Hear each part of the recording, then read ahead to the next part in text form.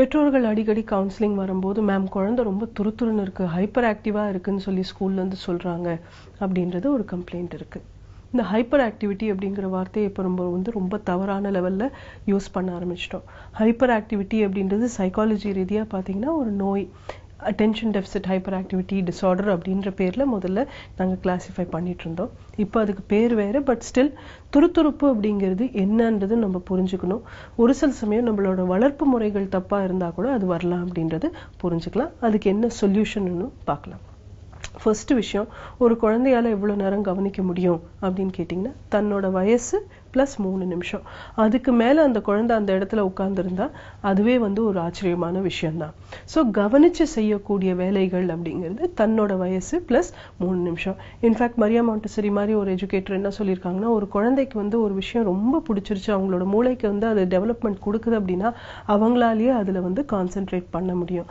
அதுக்கு டெவலப்மெண்ட் கிடைக்கல அப்படிங்கிற பட்சத்துல தான் அவங்களுக்கு கான்சென்ட்ரேஷன் குறையும் அப்படிங்கிற லெவல்ல அவங்க பேசியிருக்காங்க. பட் இதை நம்ம ஃபர்ஸ்ட் புரிஞ்சுக்கலாம். நிறைய மாற்றங்கள் நம்ம லைஃப்ல வந்துருச்சு. ஃபர்ஸ்ட் ஆஃப் ஆல் குழந்தைங்களுக்கு போதுமான அளவுக்கு நம்ம தூக்கமே கொடுக்கறது இல்லை.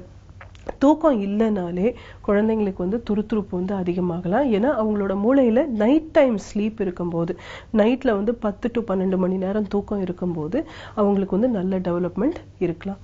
ஸோ அந்த 10 to 12 மணி நேரம் தூக்கம் இல்லாத குழந்தை பார்த்தீங்கன்னா மார்னிங் எந்திரிக்கும் போதே மூளையில நிறைய நச்சு பொருளும் இருக்கும். அதே சமயத்துல துருதுருப்பு தூண்டி விடக்கூடிய கெமிக்கல்ஸும் அதிகமா இருக்கும்.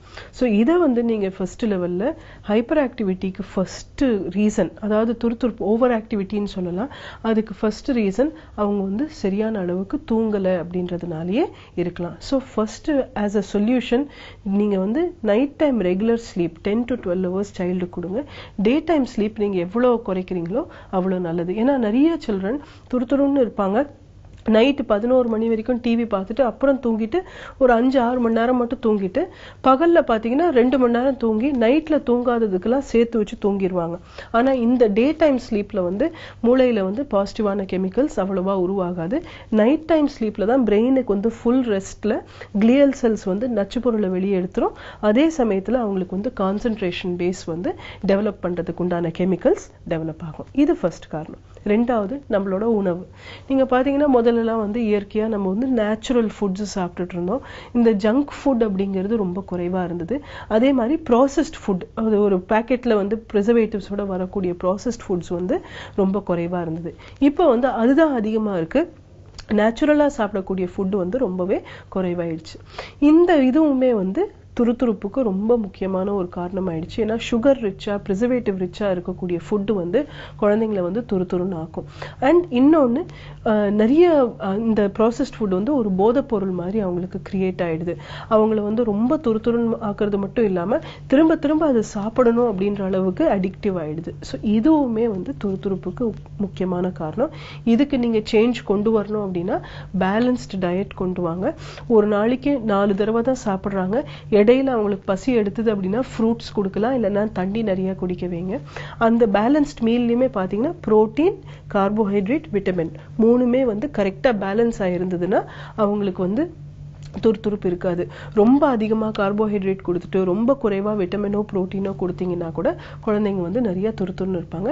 சுகரும் மில்க்குமே ஒரு சில குழந்தைங்களுக்கு துருதுருப்பு கொடுக்கும். ஸோ அதனால முடிஞ்ச வரைக்கும் ஆர்டிஃபிஷியல் கலர் ஃபிளேவர் இருக்கக்கூடிய ஃபுட்டு உங்க குழந்தை ஏற்கனவே துருதுருன்னு இருந்தா அவாய்ட் பண்ணிடுங்க. மற்றபடியும் நீங்க நேச்சுரலா கொடுக்கக்கூடிய சுகர்ஸ், நேச்சுரலா கொடுக்கக்கூடிய ஸ்வீட்னிங் ஏஜென்ட்ஸ் குழந்தைங்களை இன்னும் காமா வச்சிருக்கும். மூணாவது விஷயம், குழந்தைங்களுக்கு நான் ஏற்கனவே ஸ்லீப் அண்ட் ஃபுட் ஹேபிட் சொன்னேன். இது பிசியோலாஜிக்கல் நீட்ஸ். மூணாவது விஷயம், குழந்தைங்களுக்கு போதுமான அளவுக்கு பிசிக்கல் ஆக்டிவிட்டி, எக்ஸசைஸ் கிடைக்கலனாலுமே துருதுருன்னு இருப்பாங்க. இதுக்கு சின்ன உதாரணம் சொல்றேன். அந்த காலத்துல நம்ம வீட்டு வேலைகளும் செய்வோம், வெளியே போய் விளையாடுவோம், நிறைய ஓடி விளையாடி இருக்கோம். மூளையோட எல்லா பகுதிகளுக்கும் வேலை கொடுக்கற மாதிரி நம்ம நிறைய செஞ்சிருக்கோம். இப்போ இருக்கக்கூடிய குழந்தை பிறந்ததுல இருந்தே பார்த்தீங்கன்னா ஏதாவது ஒரு கேட்ஜெட்டுக்கு தான், ஸ்கிரீன் டைமுக்கு தான் அடிமையா இருக்காங்க. அவங்க வீட்டுக்குள்ளேயே இருக்காங்க. அவங்களோட எனர்ஜி பர்ன் அவுட் ஆக மாட்டேங்குது. எனர்ஜி பர்ன் அவுட் ஆகலை அப்படின்னாலே அது கவன சிதறலா மாறிடும். கவன சிதறல்னு ஏன் சொல்றேன் அப்படின்னா அவங்களால மைண்டை ஒரே விஷயத்துல ரொம்ப நேரம் தொடர்ந்து கான்சென்ட்ரேட் பண்ண முடியாம கஷ்டப்படுவாங்க. ஸோ கொஞ்ச நேரம் இது கொஞ்ச நேரம் அதுன்னு சொல்லி அவங்க பிரேக் பண்ணிட்டே இருப்பாங்க. ஸோ அதனால கொஞ்சம் ஓரளவுக்கு அவங்களுக்கு பிசிக்கல் ஆக்டிவிட்டி கண்டிப்பா கொடுக்கணும். வேணும். ஒரு நாளைக்கு 90 மினிட்ஸ் இருந்தா ரொம்பவே நல்லா இருக்கும். எந்த குழந்தையா இருந்தாலும் 90 நிமிஷம் நீங்க வந்து நல்லா ஓடி விளையாடுறதுக்கு வாய்ப்புகள் கொடுக்கணும். அதுல மரம் ஏறுறதுக்கு வாய்ப்பு இருந்தா இன்னுமே ரொம்ப நல்லது. எல்லா விஷயத்தையும் ஒரு நாள் பால் பேட் வச்சு விளையாடுறது, ஒரு நாள் சும்மா ஒளிஞ்சு விளையாடுறது, இந்த மாதிரி நிறைய விஷயங்கள் நீங்க வந்து அவங்களோட பாடியோட எல்லா பார்ட்ஸையும் டெவலப் பண்ற மாதிரி கொடுத்தீங்கனாலே துருதுருப்பு வந்து கண்டிப்பா குறைஞ்சிரும். ஏன்னா இதனால என்ன ஆகும்னா உடல் ரீதியா வந்து மைண்டை கண்ட்ரோல் பண்றதுக்கு உண்டான பேஸ் வந்து அழகா செட் ஆயிடும். நெக்ஸ்ட் லெவல்ல எடுத்தீங்க அப்படின்னா நீங்க வந்து இப்போ அந்த பிசிக்கல் ஆக்டிவிட்டி பத்தலனாலே நிறைய சில்ட்ரன் ஸ்பெஷலி பாய்ஸுக்கு வந்து அது ரொம்ப பெரிய ப்ராப்ளம் ஆகும். நெக்ஸ்ட் லெவல்ல பாத்தீங்க அப்படின்னா கேட்ஜெட் அடிக்ஷன். ஃபுல்லாவே வீட்டுக்குள்ளேயே இருந்து எப்ப பாரு வந்து ஒரு ஸ்கிரீன் டைம்குள்ளேயே அடிமையா இருக்காங்க. பிளஸ் கார்ட்டூன்ஸ் அந்த மாதிரி பார்த்துட்டு அதுல வன்முறைக்கு உண்டானது மட்டும் பாக்குறாங்க அப்படின்னாலே நீங்க வந்து எனி ஸ்கிரீன் டைம் இருந்தா அது வந்து ஃபாஸ்டா மூவ் ஆகக்கூடிய ஃபில்ம் பிரெயினுக்கு வந்து அந்த ஃப்ரீக்வன்சி வந்து சரியான லெவலுக்கு செட் ஆகாது.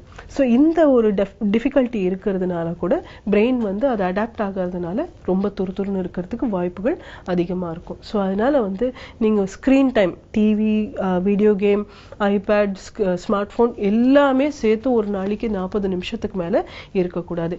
ஏன்னா இதுக்கு மேல இருந்தது அப்படின்னா நம்ம பிரெயின்ல வந்து ப்ரீஃப்ரான்டல் கார்டெக்ஸ் அப்படின்னு ஒரு பகுதி இருக்கு. அது வந்து வளர்ச்சி அடையாமையே போயிடும். அதுதான் வந்து ஹையர் ஆர்டர் திங்கிங்க்கும் தேவை இருக்கும்.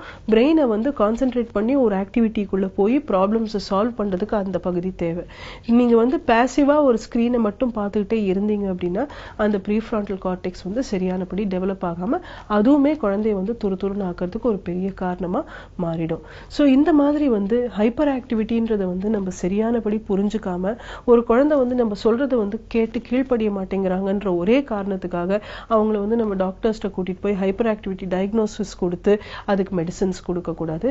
முதல்ல நம்மளோட life style, sleep, eating, screen time, exercise, இந்த 4 விஷயத்தையும் சரியானபடி நம்ம பேலன்ஸ் பண்ணியும் பிரச்சனைகள் இருந்தா அப்புறம் நீங்க வந்து சைக்காலஜிஸ்ட கன்சல்ட் பண்றது நல்லது. மீண்டும் நாளைக்கு சந்திக்கலாம்.